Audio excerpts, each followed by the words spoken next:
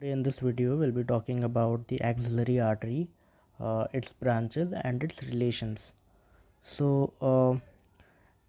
is the subclavian artery, and the subclavian artery, this is the right subclavian artery, and the right subclavian artery is given off by the right brachiocephalic trunk.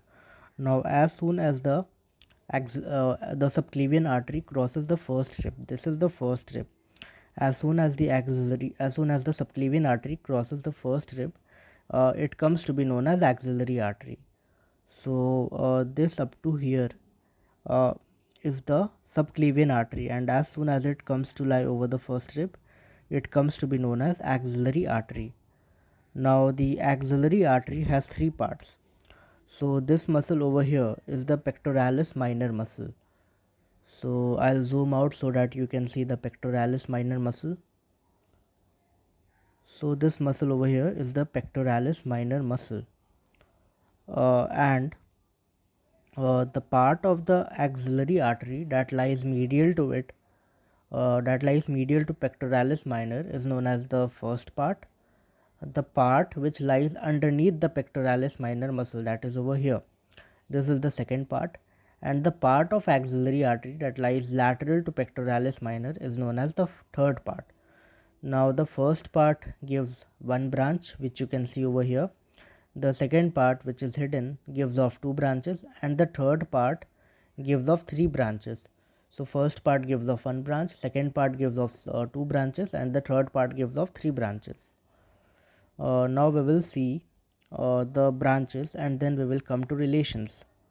So we can see that this here is the first part, and we can see one branch coming off and it is traveling superiorly. So this branch over here is the superior thoracic branch. So we can see that this branch is traveling superiorly over the thoracic cage. So this here is the superior thoracic branch. Now coming to the branches of second part of the axillary artery. So the second part of the axillary artery gives off two branches. These are the thoracoacromial branch and the lateral thoracic branch. So this over here is the thoracoacromial artery. So thoracoacromial artery is giving off two branches, is giving off two parts, one that is traveling over the thoracic area and the one that is traveling over the acromion process. So this is the thoracoacromial artery. The thoracic part descends downwards and the acromial part travels laterally to supply the acromion process. So this is the thoracoacromial artery, and the second artery given off by the second branch is the lateral thoracic branch. So we will see where the lateral thoracic artery is.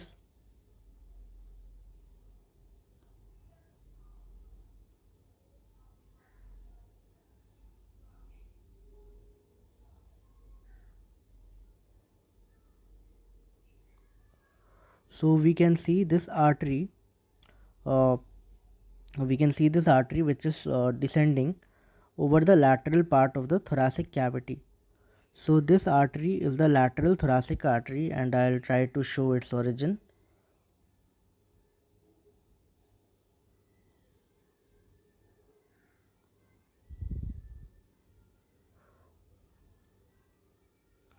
So we can see that the lateral thoracic artery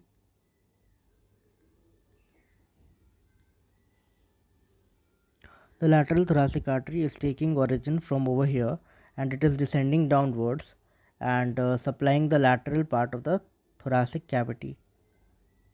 So this over here is the lateral thoracic artery, and now we will come to the third part of the axillary artery. So this over here is the third part, and this third part gives off three branches. The anterior circumflex humeral artery. So circumflex is something, the term circumflex is used for something that twists around or that bends. So the anterior circumflex humeral artery means that an artery which is lying anterior to the humerus and bending on it. So this must be anterior circumflex humeral artery. Similarly, there's one artery which is bending on the humerus, but it is present posteriorly. So that is known as posterior circumflex humeral artery. So if we rotate the model, we can see another artery which is bending over the humerus but posteriorly. So this is the posterior circumflex humeral artery, and now we will try to see their origin.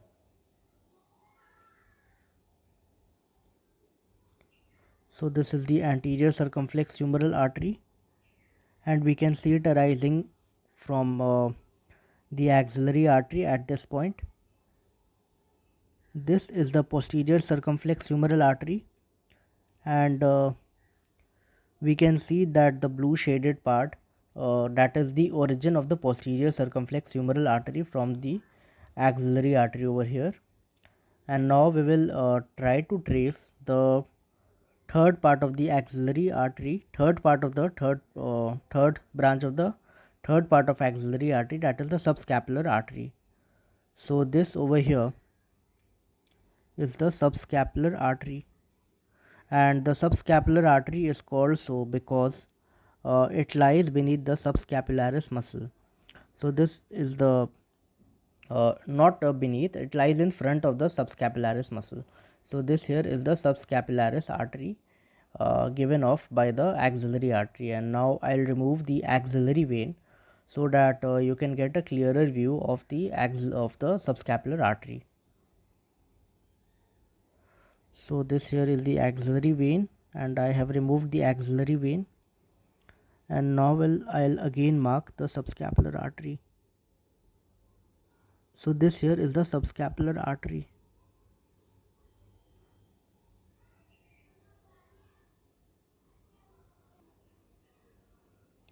Now we will see the relations of the first part of the axillary artery. So this is pectoralis minor muscle, and this over here is the first part of the axillary artery. So there must have been skin over this part which has been removed, and once we dissected out the skin, there would have been some subcutaneous tissue, and there would have been this platysma muscle which has been removed from this side. So if I rotate the model to the other side, you will be able to get a clearer view of the platysma muscle covering the axillary artery. So this over here is the first rib. This is the first rib, and this part is the first part of the axillary artery, and you can clearly see that the platysma muscle over here is covering the first part of the axillary artery. So uh, you can imagine it on this side also, although it has been dissected out on this side, that along with the skin, the platysma muscle should also be covering the axillary artery.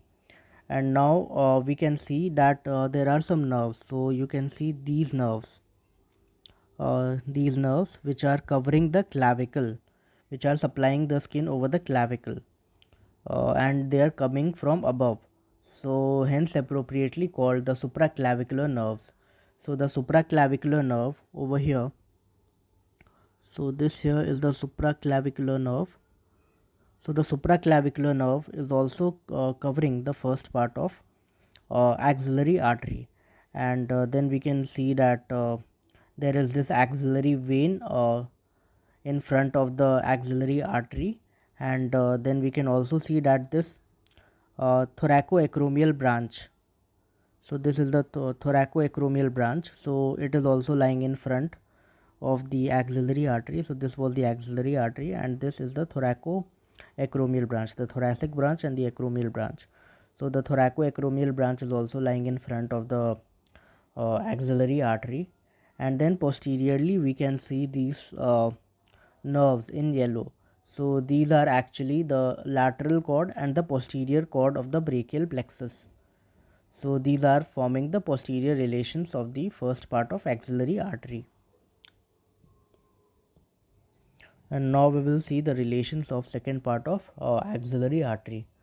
So we mentioned that the part of axillary artery that lies beneath or behind the pectoralis minor muscle is the second part of the axillary artery. So the second part of the axillary artery is defined as the portion which is lying behind the pectoralis minor. So obviously the anterior relation must be having the pectoralis minor muscle. So this is the pectoralis minor muscle forming the anterior relation, and along with pectoralis minor, of course, there will be the skin and the various fascia. So